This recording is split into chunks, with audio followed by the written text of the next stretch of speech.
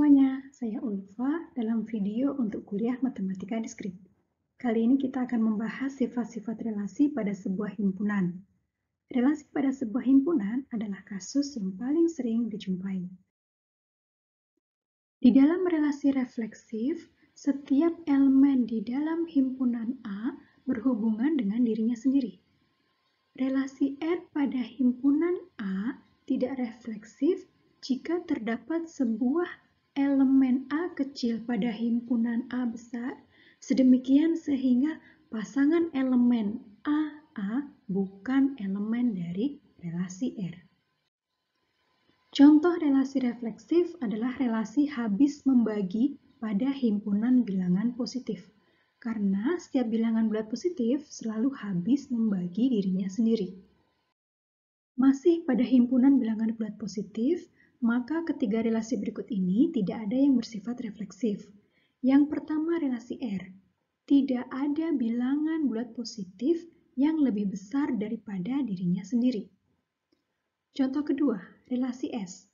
Tidak ada sebuah bilangan bulat positif yang jika ditambahkan dengan dirinya sendiri menghasilkan 5. Contoh ketiga, relasi T tidak refleksif juga karena tidak ada bilangan bulat positif yang memenuhi persamaan tersebut jika X dan Y-nya diganti dengan sebuah bilangan yang sama.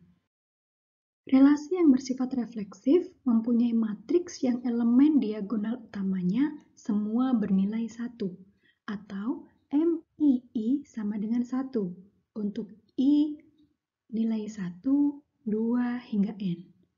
Sedangkan graf berarah dari relasi yang bersifat refleksif dicirikan dengan adanya gelang pada setiap simpulnya. Sebagai contoh terdapat relasi R yang dinyatakan sebagai berikut. Maka, representasi di graf atau graf berarahnya dapat dilihat pada gambar berikut. Terlihat tidak ada hubungan antara elemen 3 dengan elemen yang lain, namun elemen 3 memiliki relasi pada dirinya sendiri. Hal yang sama juga berlaku untuk elemen 4. Relasi R pada himpunan A disebut menghantar jika terdapat pasangan AB elemen R dan pasangan BC elemen R, maka pasangan AC juga elemen R untuk semua A, B, C elemen A. Misal kita memiliki sebuah himpunan A dengan elemen 1, 2, 3, dan 4. Mari kita lihat beberapa contoh relasi pada himpunan A untuk menentukan apakah relasi tersebut terhubung atau tidak. Contoh relasi yang pertama ini bersifat menghantar. Periksa dengan membuat tabel berikut. Dan terlihat bahwa ketika A terhubung ke B dan B terhubung ke C, maka terdapat pasangan A yang juga terhubung ke C. Mari kita ingat lagi, yang disebut terhubung pada digraf atau graf berarah adalah terdapat busur yang menghubungkan langsung. Contoh relasi yang kedua, tidak menghantar. Karena walaupun 2 terhubung ke 4 dan 4 terhubung ke 2, tetapi tidak ada elemen relasi yang menyatakan 2 terhubung ke 2. Contoh relasi ketiga adalah contoh relasi yang menghantar. Dapat kita tunjukkan melalui pasangan dalam tabel. Tidak ada pernyataan bahwa nilai A, B, C haruslah nilai yang berbeda. Dua contoh berikutnya adalah contoh relasi yang menghantar. Kenapa bisa? Karena ingat, definisi menghantar dalam bentuk jika anteseden maka konsekuen.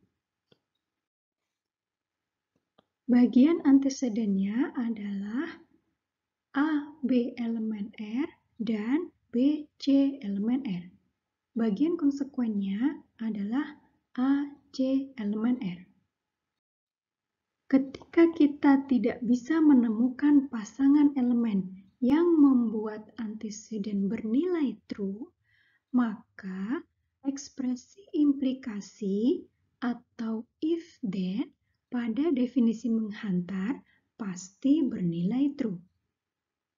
Itulah mengapa dua contoh terakhir adalah contoh relasi yang bersifat menghantar. Inilah yang dinyatakan bahwa relasi menghantar atau transitive relation pada dasarnya bernilai benar. Jika kita tidak bisa menemukan bukti bahwa relasi tersebut tidak menghantar, maka relasi tersebut bersifat menghantar. Bisa dinyatakan dengan vaguely true. Sifat yang berikutnya adalah setangkup dan tidak setangkup. Relasi R dikatakan setangkup jika pasangan AB elemen R, maka pasangan BA juga elemen R untuk semua A, B elemen himpunan A.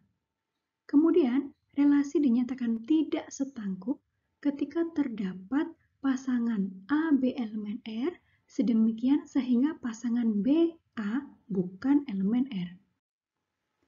Sedangkan relasi R dinyatakan tolak setangkup atau antisimetrik jika terdapat pasangan AB elemen R dan pasangan BA elemen R, maka nilai A sama dengan B untuk semua A, B elemen himpunan A. Definisi ini juga bisa dinyatakan bahwa jika A, B elemen R, maka B, A bukan elemen R, kecuali kalau A nilainya sama dengan B. Nah, relasi dinyatakan tidak tolak setangkup jika ada elemen berbeda A dan B, sedemikian sehingga pasangan AB elemen R dan pasangan BA juga elemen R. Perhatikanlah bahwa istilah setangkup dan tolak setangkup tidaklah berlawanan, karena suatu relasi dapat memiliki kedua sifat itu sekaligus. Mari kita lihat beberapa contoh relasi pada himpunan A yang elemennya adalah 1, 2, 3, dan 4 berikut ini. Contoh yang pertama bersifat setangkup, karena di sini 1, 2, dan pasangan 2, 1 elemen R. Begitu juga pasangan 2, 4 dan 4, 2 adalah elemen R. Namun, relasi ini tidak tolak setangkup karena 2, 4 dan pasangan 4, 2 adalah elemen R. Namun, keduanya bilangan yang berbeda. Contoh yang kedua, relasi R bersifat tidak setangkup karena terdapat elemen 2, 3, tapi tidak terdapat elemen 3, 2 yang menjadi bagian dari relasi R. Relasi ini juga tidak tolak setangkup dengan alasan yang sama seperti relasi yang pertama. Contoh yang ketiga, relasi bersifat tolak setangkup karena 1 sama dengan 1 dan pasangan 1, 1 adalah elemen R. 2 sama dengan 2 dan pasangan 2, 2 adalah elemen R. Hal yang sama untuk pasangan 3, 3. Relasi ini juga bersifat setangkup karena setiap pasangan A, B pada elemen R, maka terdapat juga pasangan BA yang juga menjadi bagian dari relasi R tersebut. Nah, untuk contoh yang keempat, bersifat tolak setangkup. Kenapa? Karena tidak ada elemen yang jika dibalik urutannya tetap menjadi elemen R dan merupakan pasangan bilangan yang berbeda nilainya. Jadi dia termasuk yang tolak setangkup.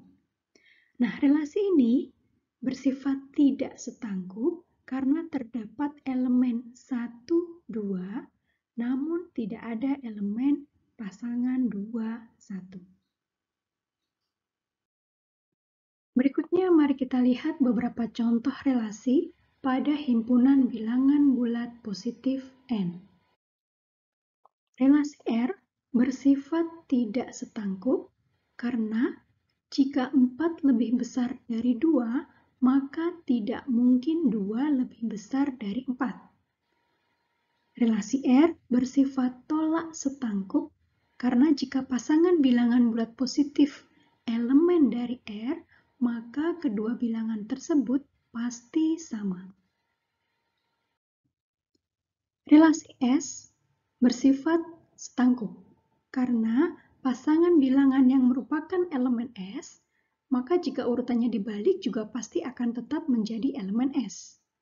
Namun, relasi S tidak tolak setangkup karena terdapat pasangan bilangan yang nilainya berbeda. Namun, jika urutannya dibalik, dia tetap elemen S juga. Misal, pasangan bilangan 4 dan 2.